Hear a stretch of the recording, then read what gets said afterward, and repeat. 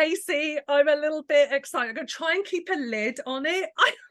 I'm overlapping and I'm really excited to talk to you because I'm in awe of your work. And I personally, after my burnout, the whole experience, I definitely had a spiritual awakening, and I have been going down this path myself, and I know others have been going down it, and it's a very interesting time in the world. So I cannot wait to dive into this conversation with you. So thank you for coming on. Oh, it's a privilege to be here and to be in your energy. I just, the second that we connected, I know I was sharing this with you already, but the second that we connected, I just thought you just have the most bright energy. And so I'm happy to be in your orbit. Oh, it's amazing. And actually, for anyone listening, I was literally sat at my kitchen table and I was going, I'd really like to speak to someone with a spiritual angle and someone, if I could just, and then your message came through on Instagram and I was like, oh, hello, let's do it. So this is perfect. Divine timing. It's all divine, isn't it? Yes. It is. It is. Now, for anyone who is not familiar with your incredible work, Casey, I'd love to start off, because you also kind of went through a real time of it that led you to this path of this incredible work. So to start us off, I'd love you to share kind of your story, please. Sure. Happy to. I'll do my best. Please feel free to interrupt and ask any questions. Yeah, I mean, it really kind of started where, like stuff just starts to fall apart. Things are getting hard and we're not really conscious of who we are or what the heck, like, why is this happening? And so it really wasn't like a journey that I embarked in by choice, but when given the opportunity, I chose really to lean into kind of the post-traumatic growth of all of that. So for me, what that was, like the long and the short, I actually had a pretty idyllic life, right? In many ways, I was married really young to a wonderful person who I really, was going to share my life with. And so I was with my husband for 12 years.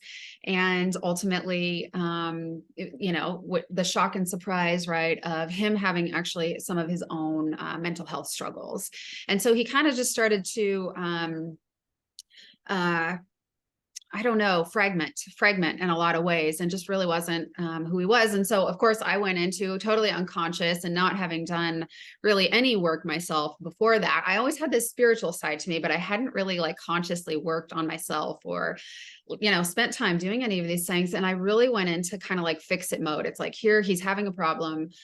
Okay, I'm going to put all of my energy into him, right? Kind of that rescuer mode. And what I learned was that, he was sometimes a willing participant in that, and in even his own healing. I mean, not just me rescuing him, right? But what I learned was that you can't really save anybody, right? Like they have to save themselves. So I really recognize that at some juncture, like I have to, like, if I just keep pouring everything into him, I'm becoming more and more and more depleted, right? Which I noticed it came up in a myriad of ways, right? My own kind of well-being was suffering. I was losing a ton of weight. I was super stressed, just kind of over focused, right, on him and his well-being. And so I learned at some point through that, right, it's like, man, I got to take care of myself. I'm really burning out, right? Like I am really not able to maintain my giving at this level. And so I kind of shifted from like, okay, I'm here, I love him, whatever, he needs, if he wants to participate in that, then absolutely, like, I'm committed to that wholeheartedly, but I have to take care of myself. I have to go to therapy. I have to kind of, instead of making sure that he's going to therapy or making sure that he's doing all of the things that he needs to do to be well, I can suggest it. I can support him, but I can't do it for him. And if he's resistant, and, that's where I've kind of recognized that, this resistance can really just show up for it can be very unconscious and there's no malice in any of it, right? But some of us are just, that's where we are. It's the dignity of our own process. So, and maybe I'm giving you way too many details, but that's when I really started my own. So I was still married at the time, started working on myself, and, constantly inviting him, right? Like welcoming him into that process of healing. But oftentimes he just wasn't available for that. He wasn't ready. It wasn't, anything that he could really participate in wholly or choose himself. And so eventually I just had to accept that. And I just kind of continued on because I recognized how good it felt. I mean, how aligned I was, right? I didn't really even know that about myself. Like I was learning so much about myself at that time beyond, but also just like, how do I orient myself around problems? Like when there's a problem, I have a real drive, right, to find solutions, but I wasn't always putting like my compass or my attention on the right thing. Like oftentimes it would be external people around me that let me help them. And he was obviously the best example of that. So eventually I just learned, you know what, like you really do have to, I mean, it's the cliche, like put on your own oxygen mask before you can help anyone. And so I recognized that through doing that, I was much more powerful myself, right? I wasn't depleted. I wasn't giving from a place of lack. I wasn't rescuing, right? I had the real potential to heal. And what I realized through all of that was that I couldn't make him choose that for himself, but I could keep going on my path, and whatever was going to happen, I was going to be okay. And so I just, went into all this awakening and spiritual discovery and self-discovery and reckoning with my own identity. I mean, it was a real, descent into the underworld of myself, right? Where I kind of had to examine all of my own which is not at all to put all of that onto him. Yes, he had his struggles, but how was I a match for that? So I had to recognize, right, what my own tendencies were that were a match to that. And I really recognized like, like I'm not a match to that. And of course, I'd love to evolve and grow with him, but sometimes it's just not possible in relationships. So I, decided, eventually, probably some point during that, I'm not sure when, but I kind of decided like, this isn't sustainable. We actually don't really have, we're not growing together. We don't really have a marriage, to speak of, right? Because he's not participating, whatever in his life was going on that was causing him to shut down really had nothing to do with me. And he had to choose to, fix that or not. And that wasn't his choice at the time. So anyway, and so I had to reckon with all of that, right? Because when you've been with somebody, at that point for half your life, right? I mean, we really kind of grew up together and went into adulthood together. And so my identity was so wrapped around him and his family. And, again, some of that way that I just gave a lot of my power away, unconsciously, not intentionally, but I had to look at all of that, and really rediscover who I was if those things weren't in place anymore. And it was terrifying. And, I was, shaking as I went forward, but I still went forward. So that was the most difficult, time, right. To, have this kind of real, descents upon descents upon descents, right. Recognizing like, how, do I rebuild from this? And who am I if I'm not attached to this person that I've had so much of my identity wrapped up in, and I'm not part of the community or the family anymore. And that was really heartbreaking too, because in marriage and relationships, right, when we become so woven together, it's really hard to unweave all of those pieces, but it just wasn't possible. So I decided, I just kept doing my own inner work, and it was my favorite time that I would spend. Like I would go to therapy a couple of times a week. And I just felt like I looked forward to that hour that I would spend a couple of times a week with my therapist, because, the rest of the time might've been pretty hard, but I thought, wow, I'm really like doing something here. I'm really, making progress.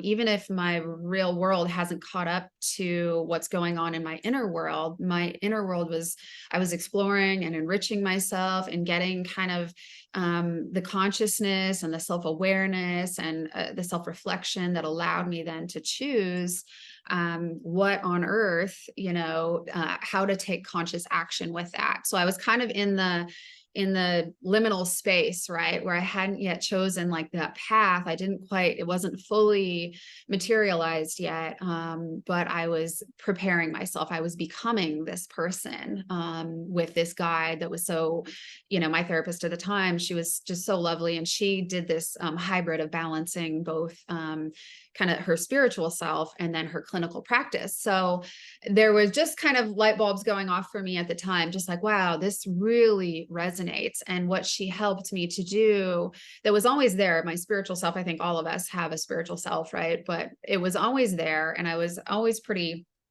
fortified in that. But I wasn't always acting upon it, right? So I dissociated or disconnected from some of my gifts or just my awareness of any of that at all. So she woke a lot of that up for me, because I just thought, wow, this really resonates. And she, did her magic in the way that she did it.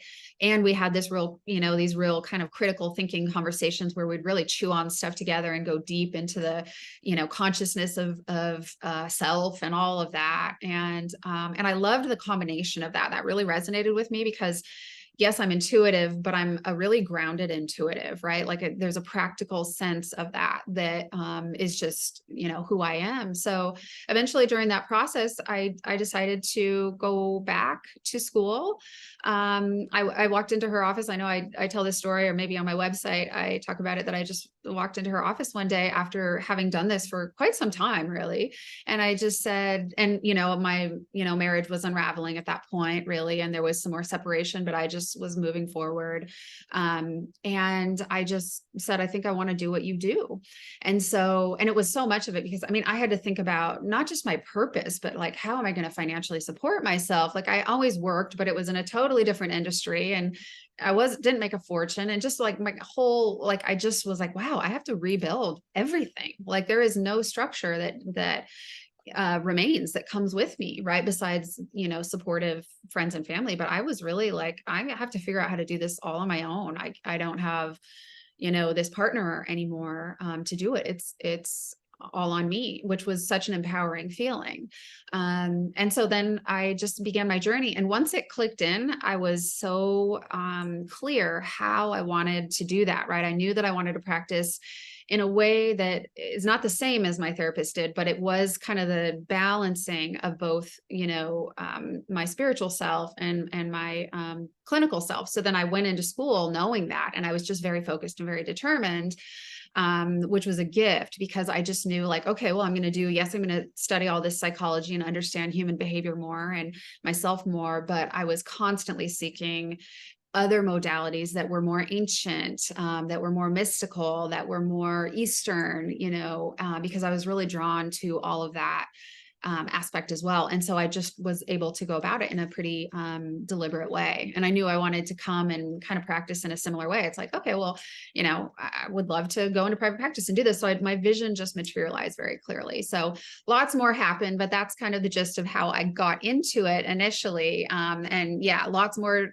descents, lots more challenges, but that's kind of the gist of how it all began. And, I was kind of in that process of awakening, having my spiritual awakening as well. Yeah, absolutely. I love hearing people's stories, and oh my gosh, it's incredible to listen to you. I know I was there nodding away because it's interesting, isn't it? When we burn out, when we hit a point where we know we have to change, it's a daunting path to walk, isn't it, Casey? But I love how intuitively you knew you just had to keep going.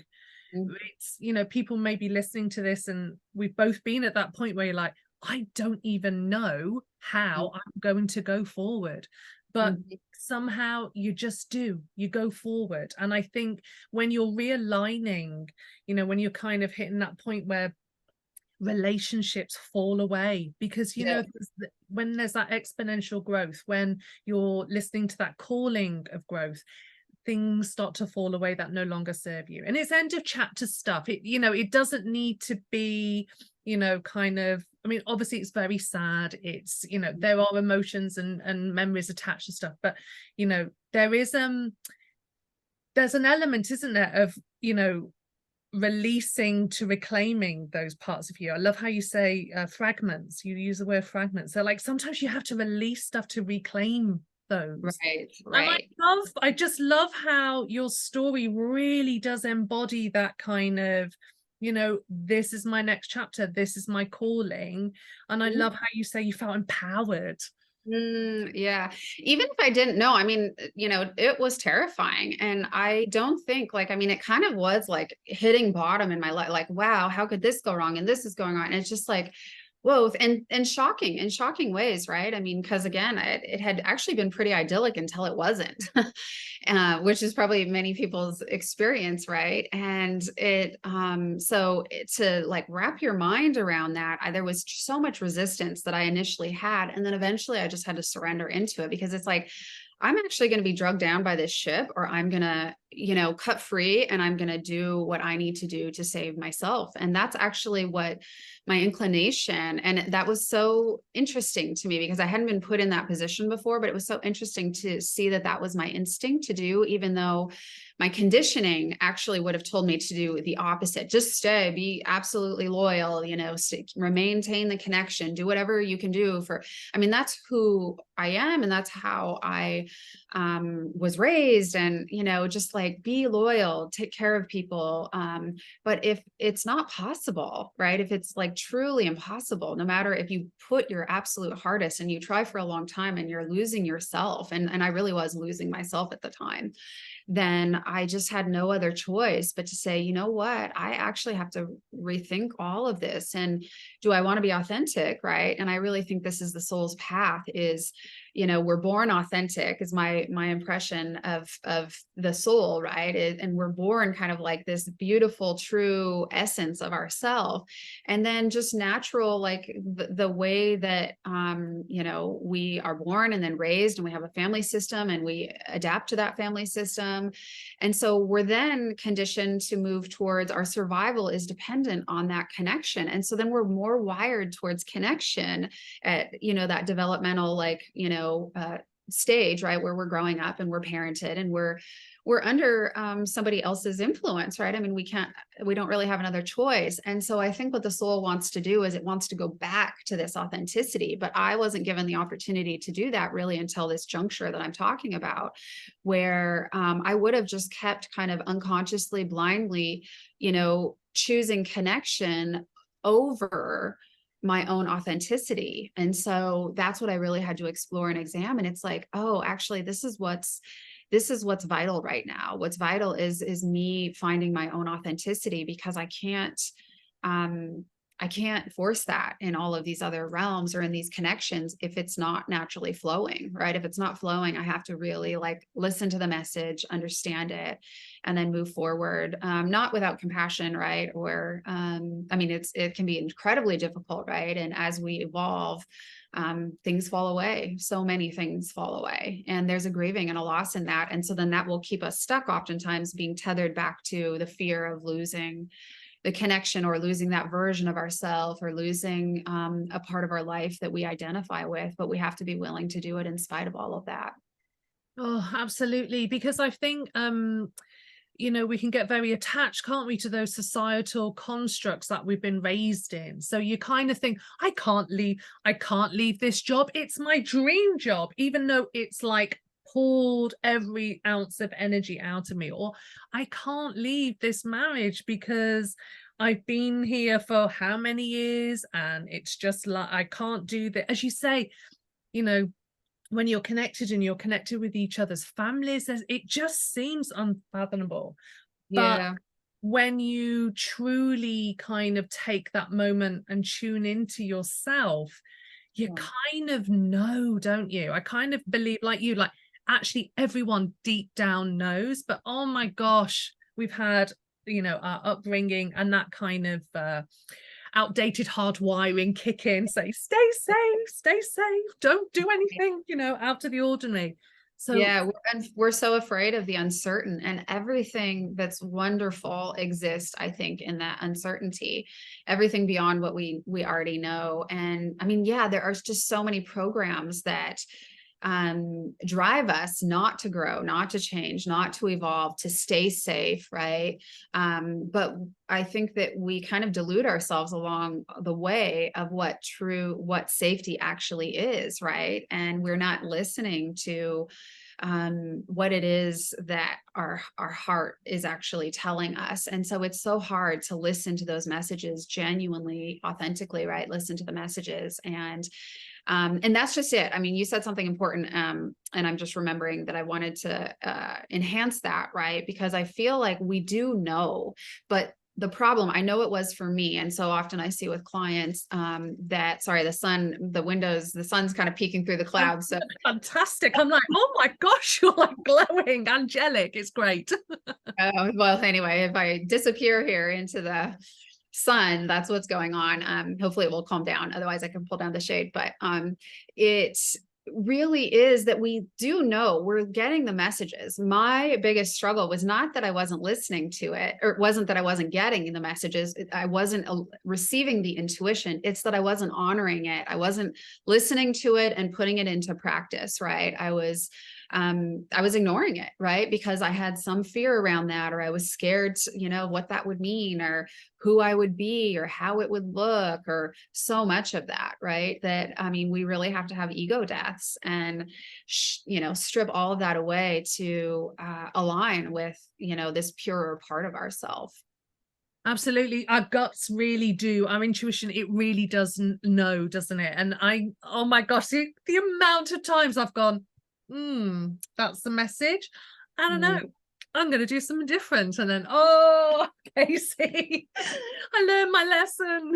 Oh, yeah. Well, and we have to keep learning. I don't know about you, but for me, like those messages really show up in my body, right? And that's probably because they've come through in so many other ways. And it's like, oh, I'm getting a headache. Okay.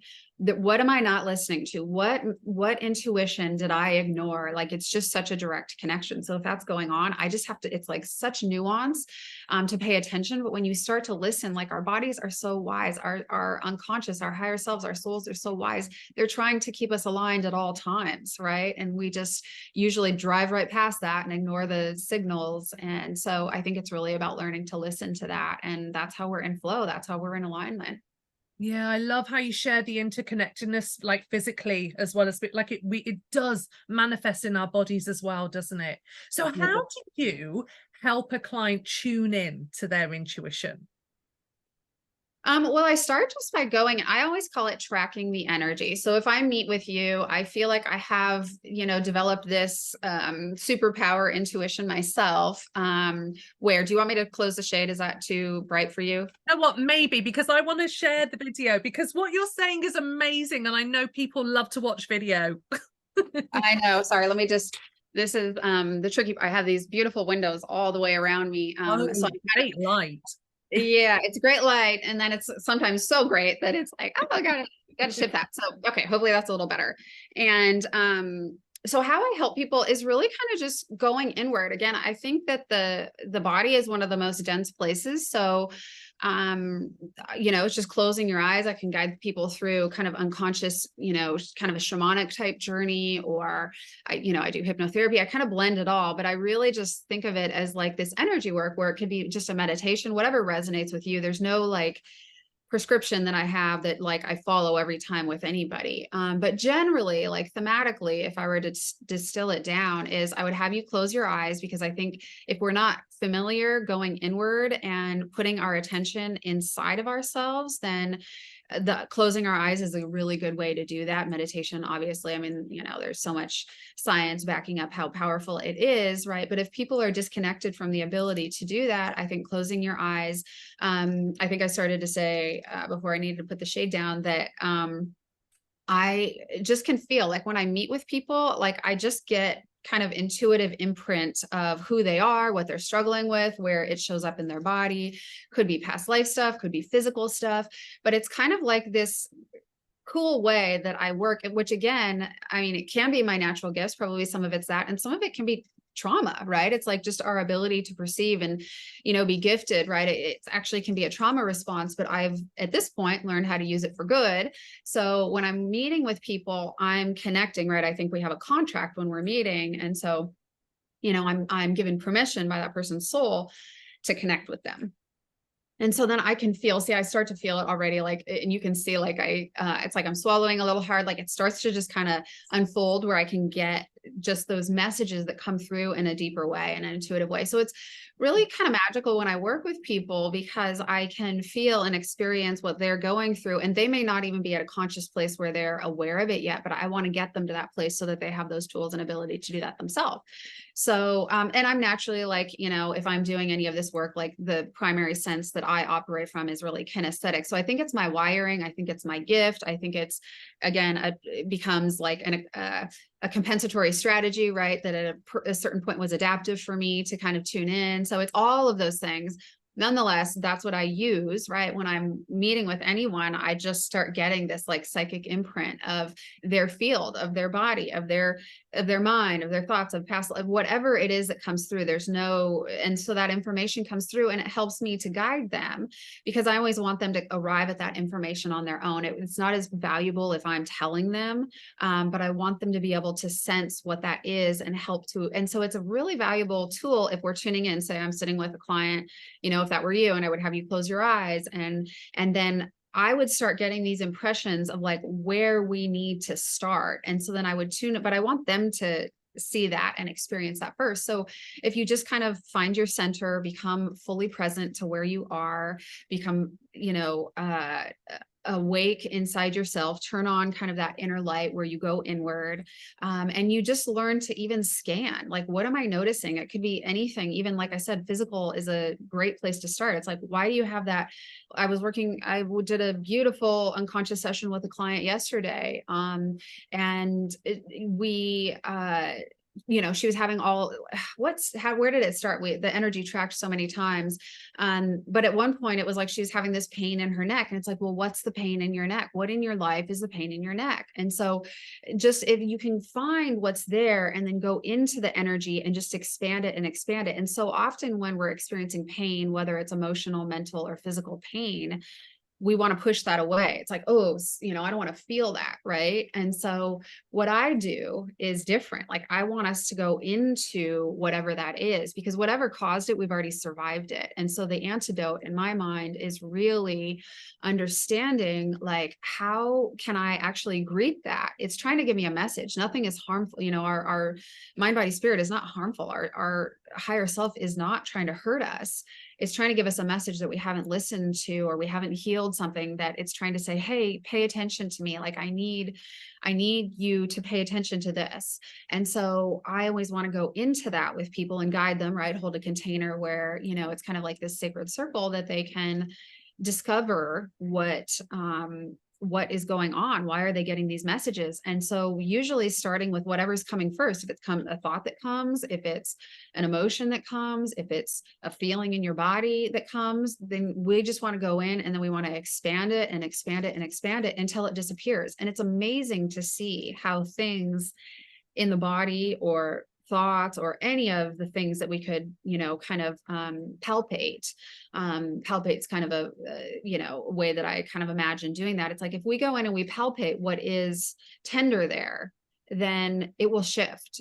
Serious health things, pains, like all of these discomforts that we could experience, or mental or emotional or whatever, it's like they actually shift pretty quickly if you sit with them and stay attuned to them as long as they need, until they're ready to pass. And then it might, shift, and then it's in another part of your body, or it's a thought just pops in, or it's like, oh, why am I reminded of this memory? My client yesterday, at some point, it was like, oh my gosh, I'm just taken back. I'm 6 years old, and she's in her inner child. And so it's all of this tracking that we do, and there's no kind of rhyme or reason, but I just kind of hold a loving container. At least that's my intention, right? To help people to track that until we just get all the way down.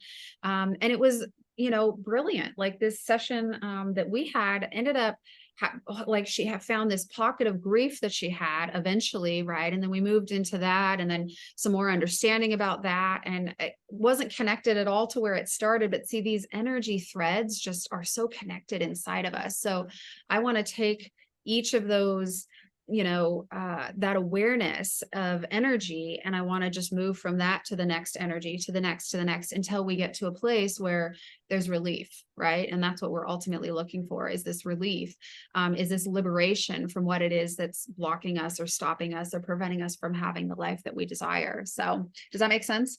Oh my gosh, it does. I mean, I'm listening to you and I'm thinking, you know, because I'm a big believer that with burnout anyway, if you're just dealing with the surface level stuff, you're going to Mhm. repeat the burnout. And that's Right. the biggest, that's the scariest thing. Anyone who's burnt out is like, oh my God, I can never go through that again. It was awful. Because it's Right. often the empaths, it's often, you know, the overgivers, the overworkers, the overachievers. And I love how you kind of mention kind of, you The know, caretakers, trauma. yeah, the Yeah, women, the caretakers, the people who are wired, yeah. yeah. Mhm. And so if we just deal with the surface level, it's going to repeat. Right. And I know there's going to be someone listening to this thinking, oh, I don't know if I can go that deep, but you can. And Oh, it's yeah, you can. beautiful when you go deep, isn't it, Casey?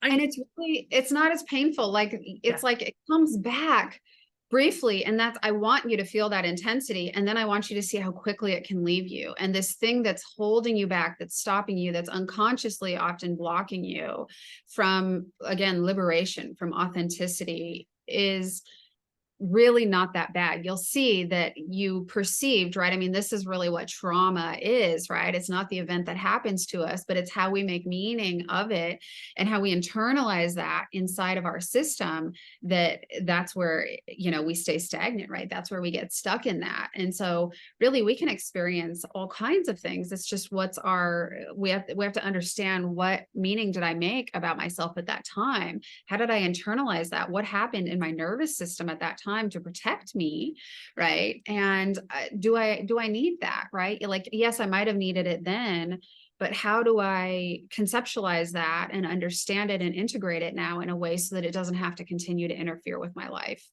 And so that's kind of how I do it. And you know, there's lots of variations depending on who you know, I really believe that every time you meet with somebody, they're unique souls, their stories are unique, their traumas, the way that they express, you know, epigenetically or whatever, that's all going to be unique. And so it's like, really, you have to meet the soul of the person. And if you just do that, then there's no way that you can't arrive at, you know, a place of healing.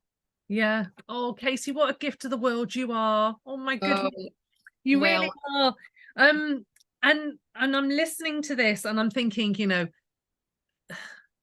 there's so much hope on the other side. You know, mhm, there's so much, because clearly, you know, there's been a misalignment, you're no longer living your truth or your purpose.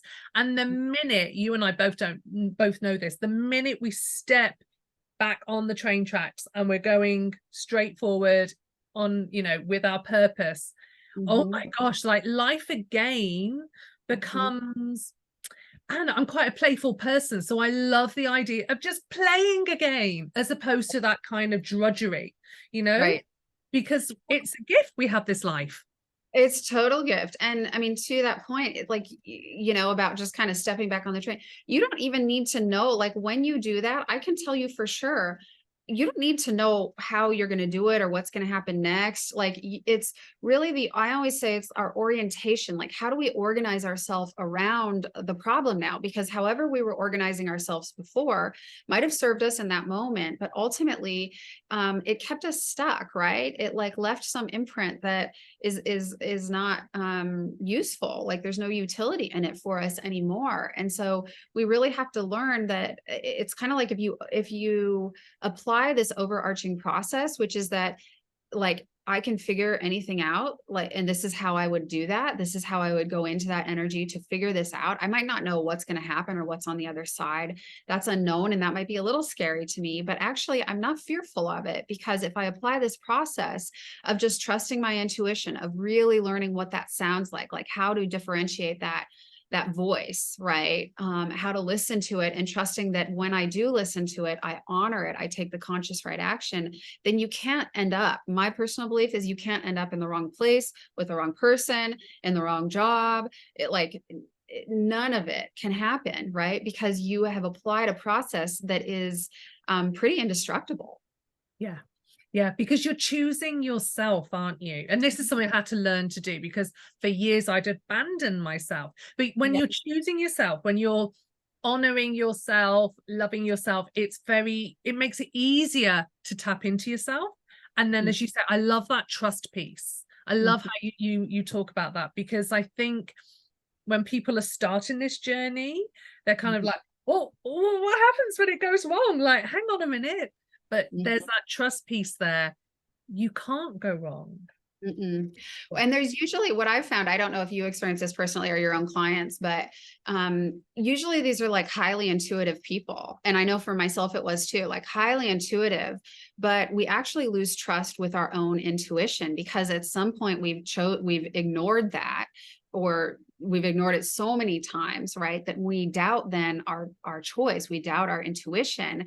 And it's not actually that the intuition wasn't there. It's that we weren't honoring it or listening to it. We weren't taking the conscious right action. So I noticed that that's an injury that a lot of people, especially probably in your community, right, of burnout or whatever, it's like we are just not listening to that. And we're not then applying what we know, the messages we're getting in the conscious right way. We're abandoning ourselves. We are doing exactly that. We're abandoning ourselves. And so it's really learning to practice. The only way to heal it is to go through it. Right. And so to keep practicing, oh, if I'm going to exercise this muscle of listening to my intuition and then honoring it, we can actually get that trust with ourself, with our intuition back pretty quickly. Yes, absolutely. When we're slowing down, when we're not like operating a million miles an hour, when we're kind of being very kind of present with ourselves, it becomes so much easier, doesn't it, Casey? It's like, yeah, absolutely. I went for a walk this morning along the river path just because it's going to snow here soon. So I'm like, I've got to get in all my nature as much as possible until all the paths get blocked up. And it was funny. I was walking and I just thought, oh my gosh, like here I am, like 3 years later after my burnout. It was actually quite a gift.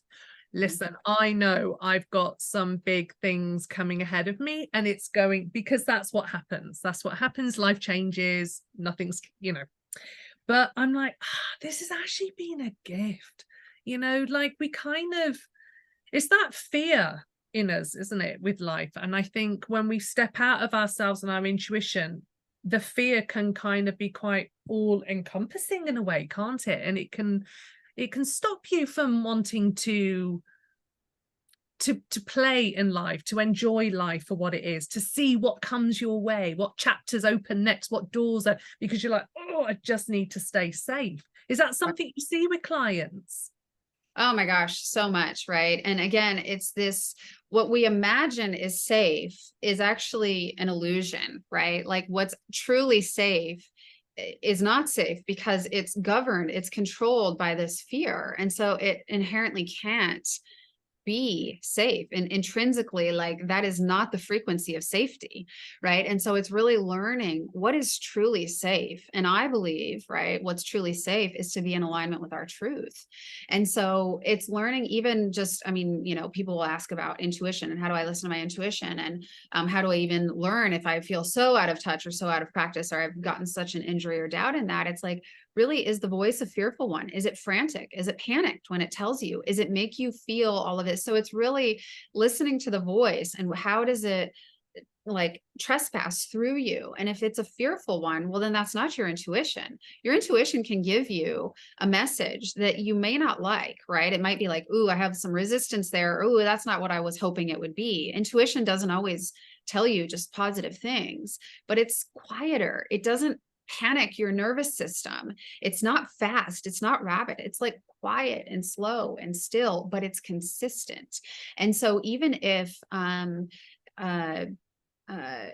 the message is one that you're like, oh yeah, shoot. Yeah. Okay. Yeah, that's it. Right. Okay. I've got to do that really hard thing. Right. I could go back and think about, me like deciding to leave my marriage, right? Every instinct in me, all of my safety was like pulling me, oh no, you absolutely can't, like, got to make this work at all costs. And oh, he's not available for that. Well, then sacrifice yourself in all of these other ways. Oh, and so the instinct is to do all that. That's just fear, right? That is not intuition. That's not trust. So it's listening that it's like, oh my gosh, yeah, my intuition is actually telling me that if he's not flowing with me, then I actually can't do this. Like I have to honor myself, and how much destruction and chaos does that create in my life. And it was the hardest path, but that's what my intuition told me. And it's crazy because it's like I became really still and calm when I chose that, even though I chose it and then I put it into action. It's like I could actually do it from a place of true knowing. It was like I was aligned with my knowing being. And it didn't mean that it wasn't going to be absolutely hard and devastating and all of like, again, all my instincts like, oh gosh, don't do this. But the truth, the intuition just really gave me peace, even if it was the more challenging path. Right. And so it's really, teaching people even how, and I never want to project any of my own, again, my story is just my own unique story. Right. But I want people really to take like the messaging, like how could you apply that to your own life or circumstance? Because I promise you that it will take you. I like went down that path kicking and screaming, and again, never would have chosen it, and felt like the most dark night of the soul I could have possibly had for years on end, truly. And so it was devastating, but I wouldn't change it for the world. And again, lots more to all of that, right? Because I'm giving the distilled down Cliff Note version, right? But I wouldn't change it for the world, because I wouldn't be who I am if I hadn't chosen myself and learned to reconnect with my true light, and my empowerment, and really, gone through this descent and then ultimate, initiation. Like I chose that initiation, and I'm really glad that I did. Yeah, I love how you talk about that sense of peace, because I think, when we're burnt out, we're so used to having such a, stressed nervous system all the time. And so I know when I've made a decision, I know it's right because I feel so calm, and I'm like, okay, then this is clearly the right one because I'm super calm, even though maybe I shouldn't be. And I think yeah, that's brilliant that you mentioned that. It's hard when you're tapping into your intuition, you're trying to work it out. I often say to people, it's those very like whispers. They're so Yeah. quiet, you'd almost miss it. You'd almost miss it. But you know what? The truth about intuition is, don't worry if you do, because it will come back. It's a consistent message. It's not like it's a one-time thing and you missed it, and so you missed the boat. It will keep coming back in so many ways, shapes, and form, but the message is always consistent. It's steady, it's still, it is peaceful again, and it will give you relief. Like notice how you feel relief if you listen to it. And even if it's a challenging decision, it will give you relief. So it's really learning to tap into that and listen and honor, because then everything can quickly, and this is where I think we can actually go from a really, bad place, whatever that is for anyone, to, this healing path pretty quickly. Like it's really just aligning with that path that we're talking about. It is. And for those listening who are kind of like the overachievers, I put my hand up, I was there. Like Yes. Our default is to like push and strive and force things and make it happen and fix.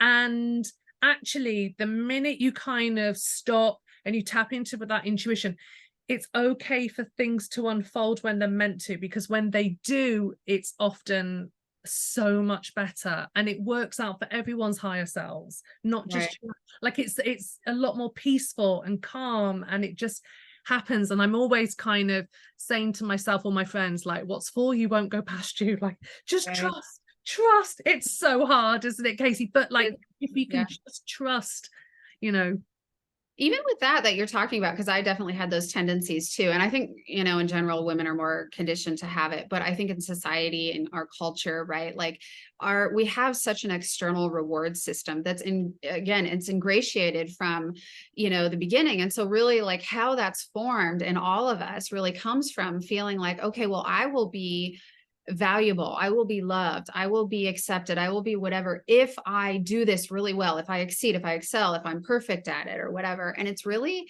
kind of destigmatizing all of that, breaking it down, understanding that that's really a fallacy. And so the surrender of those tendencies and the idea that somehow I'm going to get my worth or my love or my, affection or whatever it is that we uniquely are seeking that we feel is going to come external, it's really understanding that it doesn't, right? And so everything you're talking about, it's like, if we surrender that and recognize that truly that just keeps us on a rat race, it just keeps us on a treadmill that doesn't, like kind of like a shit treadmill, right? Like we just stay on that because we're chasing it. And yeah, we might get a little, bite of it over here and a taste, right? So it's enough that it kind of gives us those intermittent rewards, but it ultimately keeps us striving harder and more and more. And so the treadmill speeds up, right? And we're never really fulfilled. And so it's really recognizing that if those are our tendencies, and so many of us have those tendencies, I certainly did as well, that really like that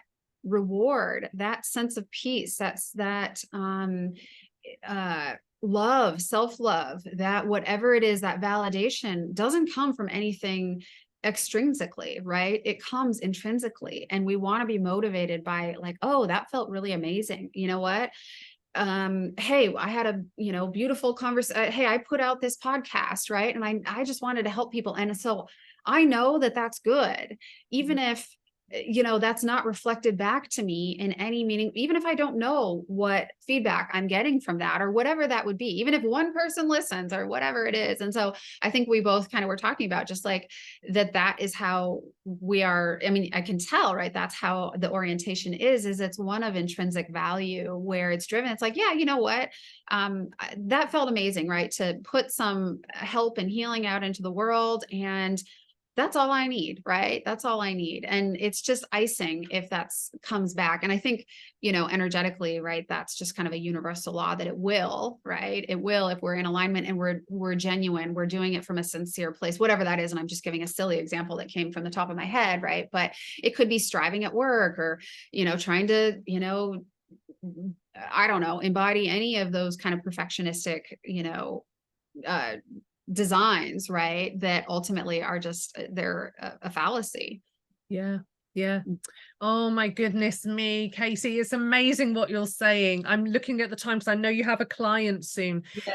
But I mean, it's just incredible the work you put out, and I'll put in the show notes where everyone can find your work. And I urge anyone listening to go and read Casey's blog post, because I just love the prose. It's beautiful. I love your blog posts. So yeah, absolutely. And I know this is gonna if I could have listened to this 3 years ago, but anyway, I'm here now and I get to sit and talk to you now, which is amazing. So well, it would be a pleasure anytime you'd like to visit. I just love being again in your orbit. You have a beautiful energy. I'm so glad that you're doing the work you do and that you've been through your own healing process. And I really do believe like when we heal ourselves, we heal the world. So absolutely. And as you say, like we'll never know the full ripple effect, but I'm a mum, I've got 2 teen boys, and just we're modeling to others, whether it's our kids, whether it's our co-workers, our friends, our family, we're modeling, and you just never know the ripple effect. But as long as it's all good and it goes out and it's positive, then we're golden. You're golden. Yeah, we're golden. So I love that. Oh, Casey, I could talk to you all day. Thank you so much for your time today. This has been absolutely amazing. Thank you. Well, if I can ever help you or your audience, happy to do so. It would be my pleasure. And so glad just to connect, and glad that we're connected now. So how beautiful. I know. You're an absolute gift to the world, honestly. Thank you. Well, likewise. I feel like the lucky one. So thank you for having me. Okay.